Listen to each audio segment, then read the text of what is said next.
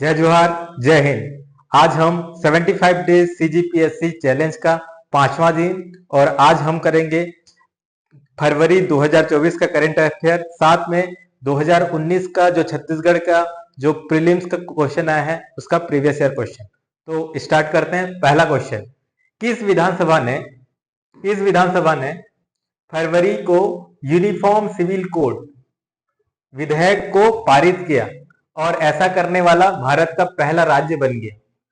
पहला गुजरात, महाराष्ट्र, उत्तराखंड और कर्नाटका। ठीक है, हमारे देश में कौन से राज्य में अभी भी यूनिफॉर्म सिविल कोड एक तरह से लागू है, बताना है। वो कौन सा है? गोवा। गोवा में जो यूनिफॉर्म सिविल कोड है वो जब पुर्तगाल के सरकार थे तब से अभी तक है, लेकिन अभी भारत में वो जो राज्य जो पहला जो विधानसभा में पारित किए करने वाला राज्य बना था वो है उत्तराखंड। तो आंसर हो जाएगा आपका उत्तराखंड। और आपको पता है यूनिफॉर्म सिविल कोड बहुत ही ज्यादा जटिल मुद्दा है और प्रेजेंट गवर्नमेंट भी इसको लेके आना चाहता है और ये हमारे संविधान के जो DPSP directive principle of state policy के आर्टिकल जो अनुच्छेद है 44 के अंतर आता है, ये आपको पता रहना चाहिए। अगला क्वेश्चन, सुप्रीम कोर्ट ने लास्ट ईयर कौन सी योजना को सरकार का असंवैधानिक माना,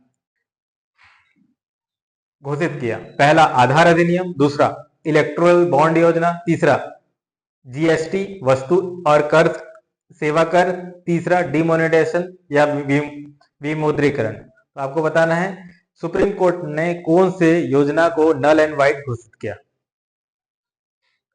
इसका सही उत्तर है, आपको पता है भारत का जो सबसे सुप्रीम है वो है सुप्रीम कोर्ट ऑफ इंडिया। कई बार सुप्रीम कोर्ट ऑफ इंडिया क्या होता है, जो पार्लियामेंट में, इवन पार्लियामेंट में जो विधेयक बनाते हैं, ठीक है, आर्टिकल 368 के अनुसार भी जो विधेयक बनाते हैं, ठीक है ना, जैसे कि आर्टिकल 368 के अनुसार आपका जो विधेयक रहता है उसके लिए आपको क्या है, संसद का भी मंजूरी चाहिए, हर एक स्टेट का मंजूरी चाहिए।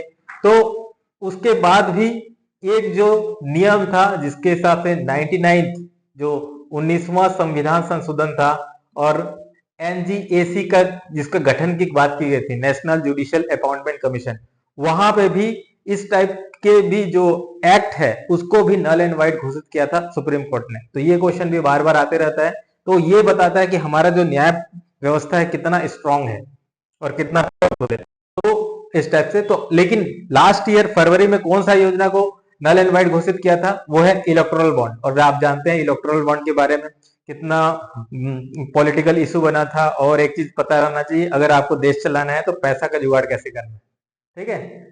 नेक्स्ट क्वेश्चन है, वो है इसरो के द्वारा लास्ट ईयर एक मौसम उपग्रह लॉन्च किया था, उसका नाम क्या है? इनसेट 3D, जीसेट 30, कार्टोसेट और चौथा है आरआई सेट। तो आपको बताना है कि जो इसरो है वो उपग्रह लॉन्च किया था। और आपको पता रहना चाहिए क्योंकि बहुत सबसे ज्यादा क्वेश्चन जो आता है स्पेस से रिलेटेड वो इसरो के अराउंड और उसके उपग्रह का आता है। तो इसका सही उत्तर हो जाएगा इनसेट 3D। अगला क्वेश्चन है, फरवरी में एक कंपनी है जिसको नोवा सी लैंडर, जो चंद्रमा में उतारने वाला पहला प्राइवेट कंपनी बन गया है, वो पहला प्राइवेट कंपनी कौन सा है? ठीक है, जो कि चंद्रमा में अपना खुद का लैंडर उतारा है। Space x, blue origin, intuitive mechanics और एस्ट्रो रोबोटिक टेक्नोलॉजी। जैसे कि आपको पता है स्पेस एक्स इलॉन मस्क की कंपनी है, ब्लू ओरिजिन जो अमेजन या फिर जेफ बेजोस की कंपनी है। लेकिन जो आज इस क्वेश्चन का जो आंसर होगा वो है ऑप्शन सी, इंट्यूटिव मैकेनिक्स। इन्होंने अपना प्राइवेट लैंडर चंद्रमा पे लेके गया है। अगला क्वेश्चन है, भारत में किस राज्य ने ग्रीन वर्कफोर्स इनिशिएटिव स्टार्ट किया है? और इसके लिए ये किस लिए कर रहे हैं? नवीकरण ऊर्जा के क्षेत्र में रोजगार सृजन करने के लिए। जैसे कि आपको पता है कि अभी क्लाइमेट चेंज के कारण हमें पूरा जो हमारा एनर्जी है कोल बेस से हम लोग को क्लीन एनर्जी में शिफ्ट करना है, जिसमें हम लोग का सौर ऊर्जा हो गया, पवन ऊर्जा। तो ऐसा कौन सा राज्य है, तो उसके लिए बहुत सारे रोजगार बनाने पड़ेंगे और रोजगार के लिए स्किल चाहिए। तो स्किल के लिए ग्रीन वर्कफोर्स इनिशिएटिव स्टार्ट किया है। पहला है राजस्थान, दूसरा है केरला, तीसरा है गुजरात, चौथा है तमिलनाडु। तो इसका सही उत्तर है सी, गुजरात। अगला प्रश्न है, किस भारतीय हवाई अड्डा को एयरपोर्ट काउंसिल इंटरनेशनल ने विश्व का सबसे व्यस्त सिंगल रनवे हवाई अड्डा घोषित किया है? पहला है छत्रपति शिवाजी टर्मिनल जो मुंबई में है, दूसरा है इंदिरा गांधी अंतर्राष्ट्रीय हवाई अड्डा जो दिल्ली में है, तीसरा है केम्पेगौड़ा अंतर्राष्ट्रीय हवाई अड्डा जिसको बेंगलोर में है, और चौथा है चेन्नई अंतर्राष्ट्रीय हवाई अड्डा चेन्नई में। तो आपको बताना है सही उत्तर कौन सा है। तो सही उत्तर है उसका छत्रपति शिवाजी टर्मिनल जो मुंबई में है। तो आपको पता है कि बेंगलोर का जो हवाई अड्डा है उसका नाम क्या है? ठीक है, तो आंसर हो जाएगा ए। अगला प्रश्न है, 29 फरवरी को हम लोग राष्ट्रीय विज्ञान दिवस मनाते हैं, क्यों मनाते हैं? पहला, रमन प्रभाव के खोज के सम्मान में, दूसरा अंतरराष्ट्रीय विज्ञान में जो विज्ञान की प्रगति में जश्न मनाने के लिए, तीसरा इसरो का कमोमेरेट डे है, इस दिन जो निर्माण हुआ था, चौथा जीरो का खोज आर्यभट्ट ने किया था इसके लिए। तो आपको बताना है 28 फरवरी को जो राष्ट्रीय विज्ञान दिवस मनाते हैं वो क्यों मनाते हैं? तो इसका सही उत्तर है सीवी रमन इफेक्ट में के खोज के सम्मान के लिए। मतलब हम लोग जो डॉक्टर सीवी रमन जी के जो उपलब्धि हैं जिसके कारण उन्हें नोबेल प्राइज दिया गया था, तो उसके लिए बनाते हैं। और उनको कब नोबेल प्राइज मिला था? तो वो है 1930 में। तो फिजिक्स के लिए नोबेल प्राइज मिला है सीवी रमन को। अगला प्रश्न है, यूनेस्को ने एक वर्ल्ड बुक 2024 किस किस जगह को घोषित किया है, किस शहर को?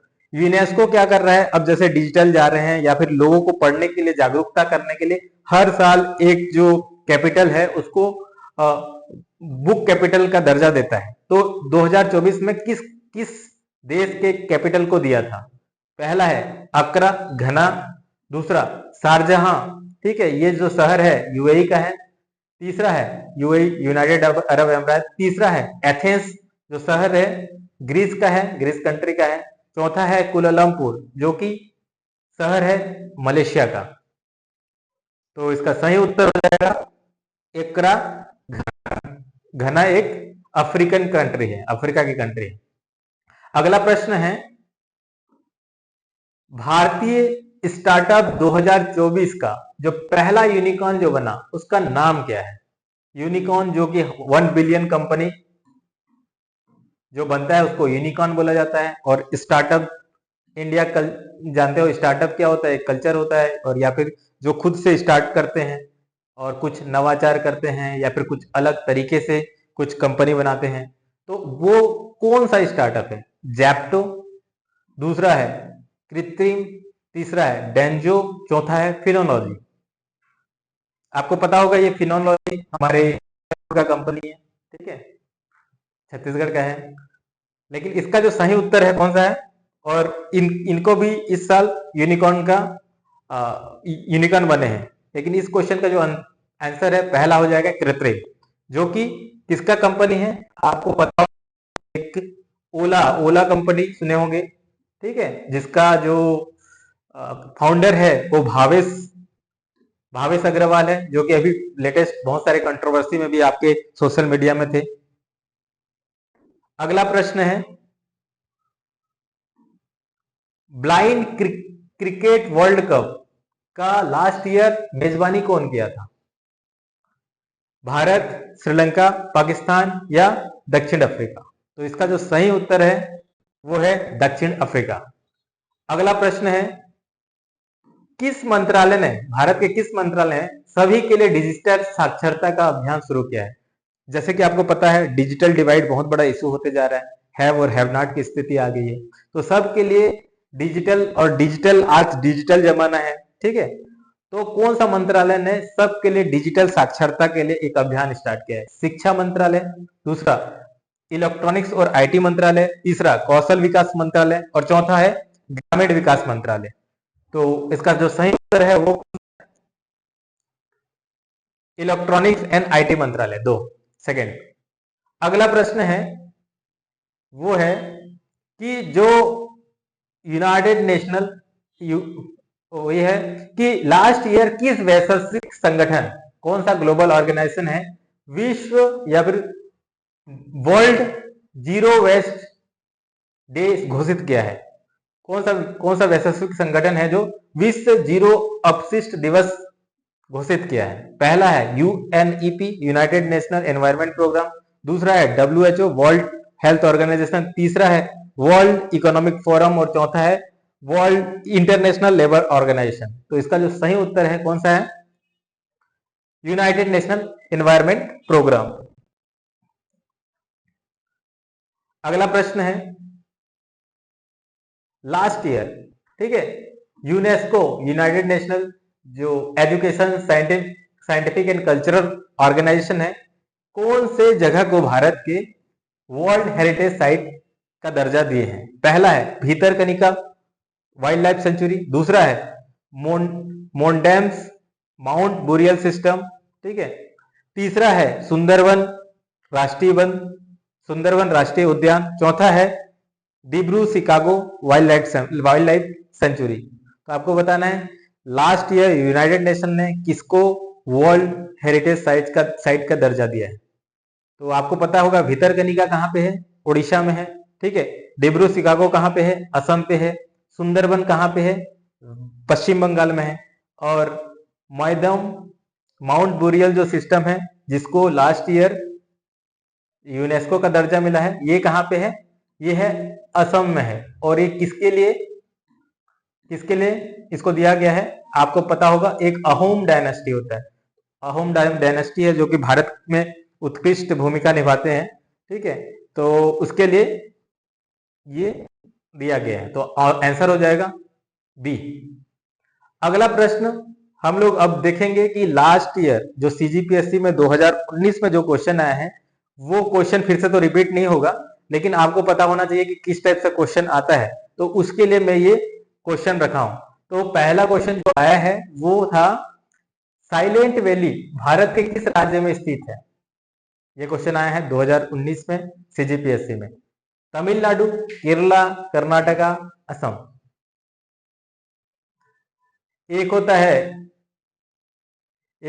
वैली ऑफ फ्लावर जो आपको उत्तराखंड में मिलेगा, लेकिन अब जो साइलेंट वैली होता है कहाँ पे होता है? यहाँ पे देखो वेस्टर्न घाट और ईस्टर्न घाट जहाँ पे मिलता है यहाँ पे। और ये क्या होता है, कौन सा है? Nilgiri biosphere reserve. तो यहाँ पे जो है केरला में साइलेंट वैली है। केरला तमिलनाडु के बॉर्डर में है, ठीक है ना, लेकिन केरला में साइलेंट वैली है। अगला प्रश्न है कि 2019 में अक्टूबर तक कितने महारत्न कंपनियां हैं?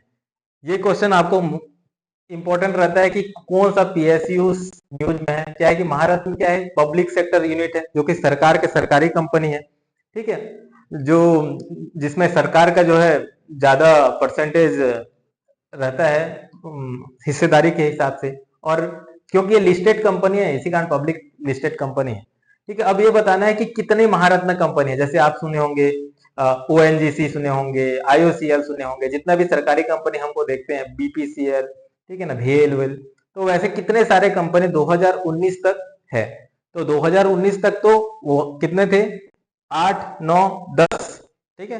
तो 2019 तक 10 है, लेकिन आपको कमेंट करके बताना है कि अभी प्रेजेंट में कितने महारत्न कंपनी है, क्योंकि अभी बढ़ गए हैं। अभी रिसेंटली 1-2 महीना पहले एक और ऐड हुआ है, तो आपको कमेंट में बताना है कि कितना महारत्न कंपनी है प्रेजेंटली अभी। अगला प्रश्न है, ठीक है, ये क्वेश्चन आया हुआ है, डिजिटल इकोनॉमिक रिपोर्ट 2019 में जो डिजिटल इकोनॉमिक रिपोर्ट है जो कि फर्स्ट टाइम किसी ऑर्गेनाइजेशन ने निकाला था, ठीक है, कौन सा संगठन है वो निकाला था पहली बार?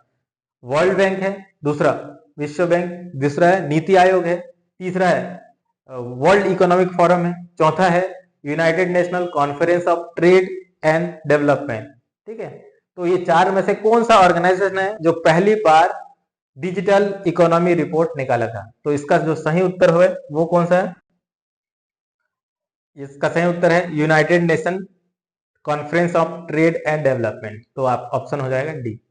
अगला प्रश्न है वो है कि सरकार ने एक डिसइन्वेस्टमेंट लेके आया था, ठीक है ना, वो कहां पे? बजट पे। तो आपको इंपॉर्टेंट है कि करंट अफेयर में जो बजट का क्वेश्चन आता ही आता है, करंट अफेयर के बजट हो या फिर जो सिंपली इकोनॉमिक्स में बजट का क्वेश्चन एक आएगा ही आएगा, बजट नहीं आएगा तो इकोनॉमिक सर्वे से आएगा। तो बहुत सारे एयर इंडिया सहित बहुत सारे जो सरकारी कंपनी है उसको प्राइवेट कर रहे हैं। तो उस जो सरकारी कंपनी को प्राइवेट करने का जो प्रोसेस है उसको हम लोग डिसइन्वेस्टमेंट या तो फिर विनिवेश कहते हैं। तो 2019-20 में कितना टारगेट रखा था?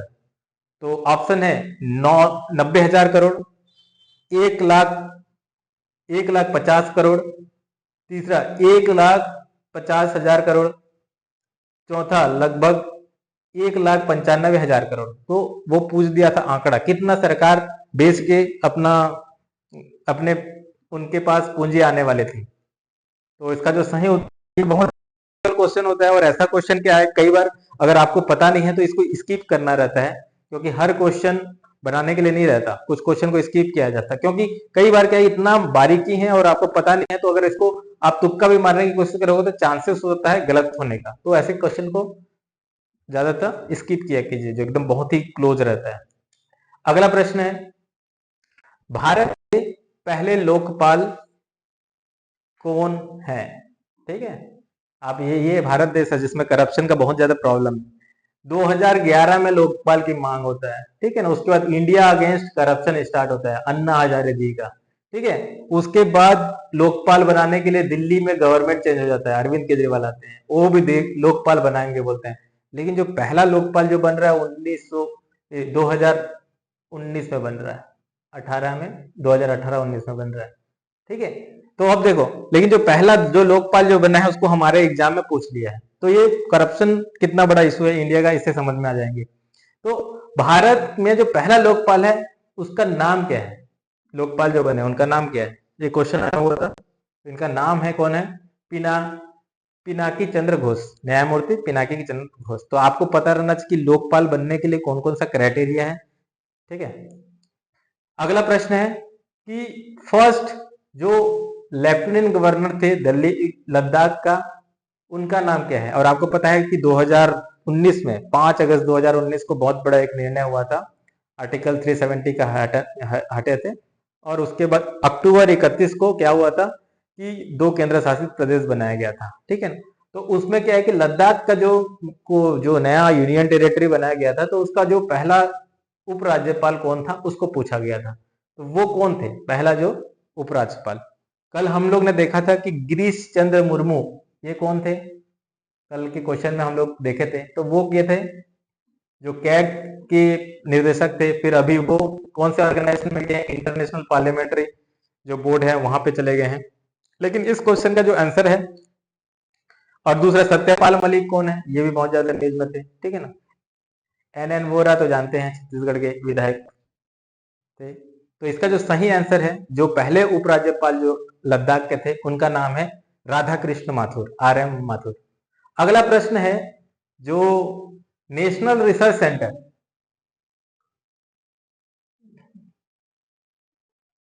National research centre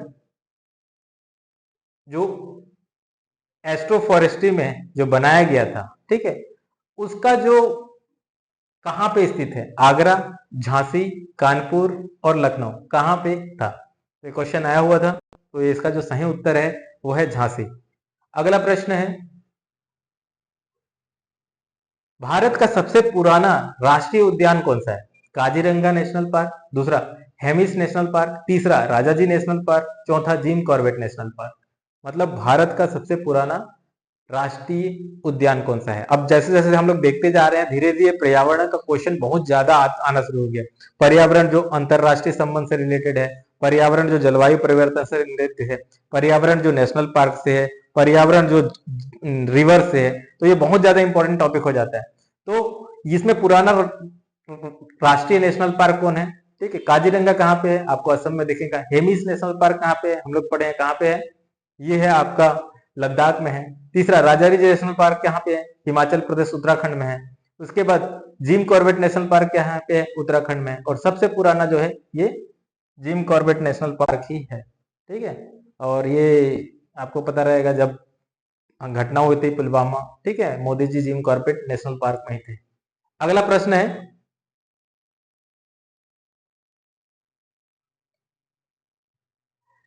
silent spring एक पुस्तक है, ठीक है ना, उसके लेखक कौन है। सीजीपीएससी में जो लिटरेचर का भी क्वेश्चन बहुत सारा कोई ना कोई आ जाता है, या फिर जो अवार्ड पाए रहते हैं उसका आ जाता है, ठीक है।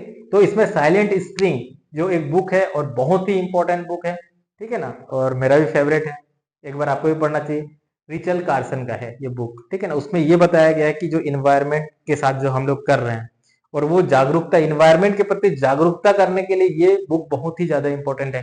इन्होंने एक पेल ब्लू डॉट के बाद बताया था, यानी कि जो जो हमारा जो अंतरिक्ष में हम लोग जो जो भेजे हैं, जो रॉकेट या और वो जो सबसे सबसे लास्ट पॉइंट में गया है, और जब वो फोटो खींचा है जो अपने टेलीस्कोप से, तो उसमें हम लोग देख रहे हैं कि ब्रह्मांड में बस हम लोग एक अणु के जैसे दिख रहे हैं। तो ये जो साइलेंट स्प्रिंग है ये बहुत ज्यादा इंपॉर्टेंट बताता है कि हम लोग दुनिया में मात्र बहुत से छोटे से हैं और दुनिया को बचाने का जिम्मेदारी हमारे को ही लेना पड़ेगा, दायित्व। तो ये जो बुक के जो ऑथर है कैरसल कार्सन। अगला क्वेश्चन है कि ओलंपिक हुआ था दो, तो ओलंपिक से रिलेटेड जो क्वेश्चन आया था कि जो शीतकालीन ओलंपिक है 2022 का वो कहाँ होने वाला था। तो जो इसका उत्तर है, सही उत्तर है आपका बीजिंग। और क्योंकि स्पोर्ट्स से भी क्वेश्चन आता ही आता है, ठीक है। दूसरा, यूनाइटेड नेशन ने 2011 से 2020 तक को एक डेकेड घोषित किया था, उस डेकेड का नाम क्या है। जैव विविधता दशक, ठीक है, डेकेड ऑफ पॉल्यूशन या प्रदूषण का दशक। तीसरा, अंतरराष्ट्रीय अंतरिक्ष प्रौद्योगिकी का दशक। चौथा है पशु स्वास्थ्य का दशक। तो कौन सा डिक्लेयर किया था, यूनाइटेड नेशन है, यूएन, यूनाइटेड नेशन जो संयुक्त राष्ट्र है, उसने घोषित किया था 2011 से 2020 को एक दशक का घोषित किया था। तो किसके लिए डेडिकेट किया था, क्योंकि एक बार डेडिकेट करते हैं तो हम लोग को उसमें अवेयरनेस आता है, लोग उसमें बातें करते हैं, वो मुद्दा बनता है, वो पॉलिटिक्स बनता है और लोग उसमें के लिए काम करते हैं। तो कौन सा दशक घोषित किया था, तो इसका जो सही उत्तर है वो है जैव विविधता का दशक, डेकेड ऑफ बायोडाइवर्सिटी। अगला प्रश्न है, जो लास्ट क्वेश्चन है, वो छत्तीसगढ़ से रिलेटेड है कि छत्तीसगढ़ के कितने डिस्ट्रिक्ट को एस्पिरेशन डिस्ट्रिक्ट सेंट्रल गवर्नमेंट ने चुना था, आकांक्षी जिला, ठीक है, 8, 9, 10, 11। तो इसका उत्तर आप कमेंट के नीचे में दीजिएगा और सबके नाम लिखिएगा कौन कौन सा डिस्ट्रिक्ट है। तो आज के लिए उतना ही, थैंक यू, जय हिंद। और आप हमारे जो 75 डेज जो चैलेंज है उसमें जुड़ने के लिए नीचे में डिस्क्रिप्शन में आपको लिंक दिया हुआ है, लिंक में जाके क्लिक करें और हमसे जुड़िए। थैंक यू, जय हिंद।